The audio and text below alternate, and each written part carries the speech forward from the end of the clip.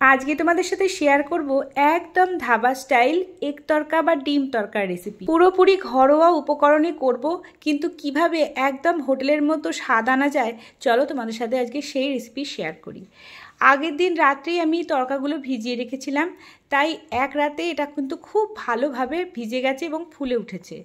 এবার এটাকে 2 থেকে 3 বার খুব ভালো করে ধুয়ে নিয়ে প্রেসার কুকারে দিয়ে দেবো সেদ্ধ হওয়ার জন্য। প্রথমে সব ডালগুলোকে ভালো করে ধুয়ে এবং হাত দিয়ে জলের মধ্যে ছেঁকে ছেঁকে আমি তুলে দিচ্ছি, যাতে যদি কোনো রকম ইমপিউরিটিস বা ময়লা থাকে যেটা নিচে পড়ে যায়।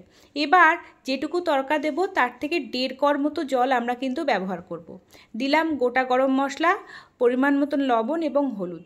জলের পরিমাণটা তোমরা অবশ্যই একটু বুঝে দিও, যেটুকু তরকা তার 1.5 কড় মতো জল আমি দিয়েছি।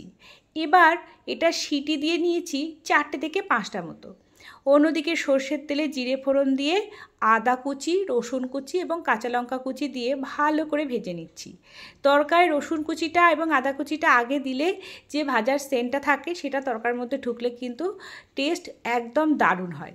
এবার আদা রসুনটা ভালো করে ভাজা হয়ে যাওয়ার পর একটা বড় সাইজের পেঁয়াজ কুচি দিয়েছি, একটু ভাজা করে টমেটো কুচিও দিয়ে দিয়েছি।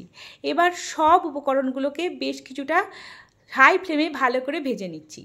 দিলাম পরিমাণ মতন হলুদ। এবার দিয়ে দিচ্ছি কিছু বেসিক মশলা, যেমন জিরে গুঁড়ো, ধনে গুঁড়ো, লাল লঙ্কার গুঁড়ো।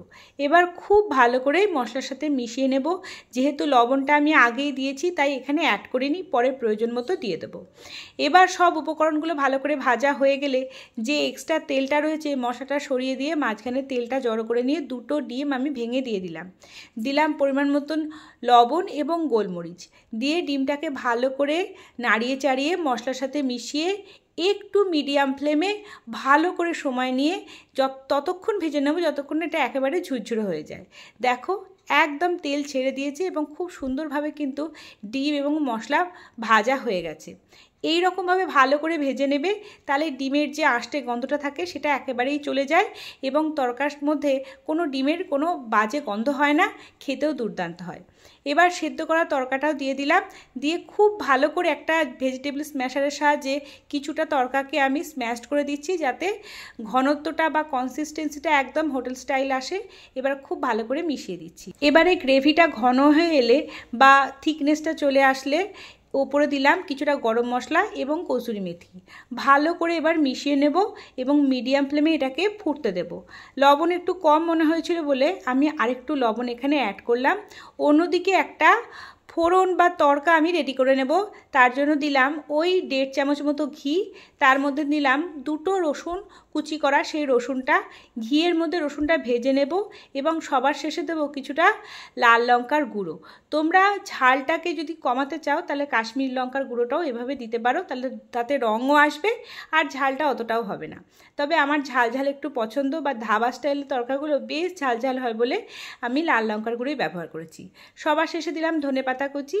ব্যাস, একদম ধাবা স্টাইল ডিম তরকা বা এগ তরকা আমার রেডি। দেখো কালারটা কিন্তু একদম ওই রকম হয়েছে আর ঘনত্বটাও ওই রকম হয়েছে। দারুণ খেতে হয়েছিল। তোমরা একবার আমার এই রেসিপি দেখে বানিয়ে দেখো, আশা করি তোমাদেরও ভীষণ পছন্দ হবে। রুটি, পরোটা বা কুলচা যে কোনো কিছুর সাথেই কিন্তু এই ডিম তরকাটা দারুণ যায়। আমি যেহেতু ঘরোয়াভাবে করেছি রাত্রের ডিনারে, তাই রুটির সাথে সার্ভ করেছি, সঙ্গে পেঁয়াজ আর কাঁচা লঙ্কা আর আচার হলে তো কথাই নেই। তো অবশ্যই আমার এই রেসিপি দেখে বানিও, আর কেমন হলো কমেন্টে লিখে জানাতে ভুলো না। তোমাদের কমেন্ট আমার পড়তে ভীষণ ভালো লাগে। আজকের মতো আসি, টাটা।